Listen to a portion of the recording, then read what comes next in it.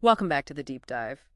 Today we're tackling something huge, something we use, well, every single second really, often without even thinking about it. Until it's gone, we're diving deep into trust.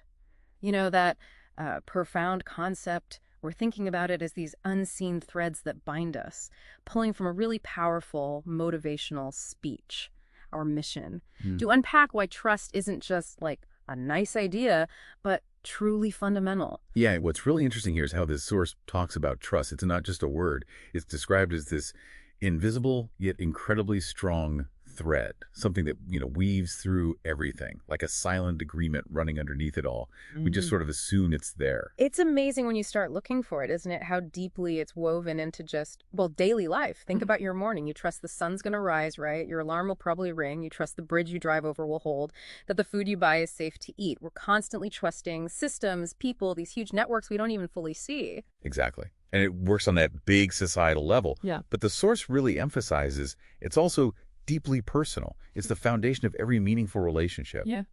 Think about a kid trusting a parent completely, or friends sharing something really personal, a secret. Vulnerable stuff. Yeah, or even a team trusting their leader to guide them.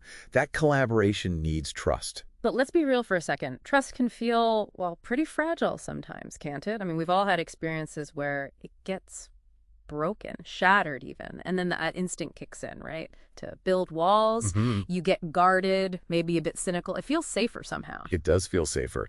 But this speech asks a really critical question here. What's the cost of that? It argues, pretty convincingly, I think, that the risk of not trusting is far greater. Because when you shut down, you isolate yourself, you close off doors, not just to hurt, maybe, but to opportunity, connection, new ideas. Joy, even. Exactly. Yeah. Joy, you end up in what it calls a smaller, colder world. Okay, so if trust is so vital and losing it makes our world smaller, how do we, actively rebuild it or just nurture it, especially when things get tough? The source suggests the first step is actually looking inward. It starts with self-trust, believing in your own judgment, your gut feelings, and being honest with yourself, strengths, weaknesses, the whole picture.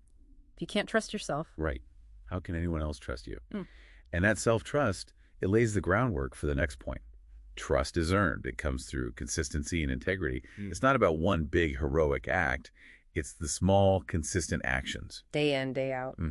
Showing up when you say you will, doing what you promise, being honest, even when it's difficult. Each time, it's like laying another brick. Okay, that makes sense. Then there's the third point in this one. This one feels harder. It's about being willing to extend trust first. And that can feel, frankly, terrifying. It requires real vulnerability. But the Yeah. source reminds us trust is a two-way street. Sometimes you have to be the one to open that door, signal you're willing to invest. Yeah, that takes courage. And the final piece, which is easy to forget, is practicing forgiveness and understanding. Like, people mess up. It happens. We all do. Trust can get dented, for sure.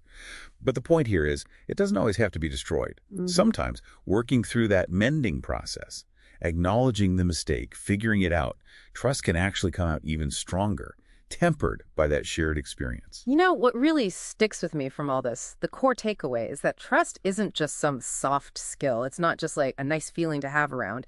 The speech calls it the currency of progress in teams, families, communities, everywhere. Absolutely. It is the currency. It's what allows us to delegate, to collaborate, to innovate. It lets us dream bigger than we ever could alone. It's the glue, really. So for you listening, maybe the thing to chew on is this. When we actually choose to trust, like really trust, we're not just making our own lives maybe a little less anxious. We're potentially unleashing this incredible power, the power to create, to connect, and ultimately to thrive together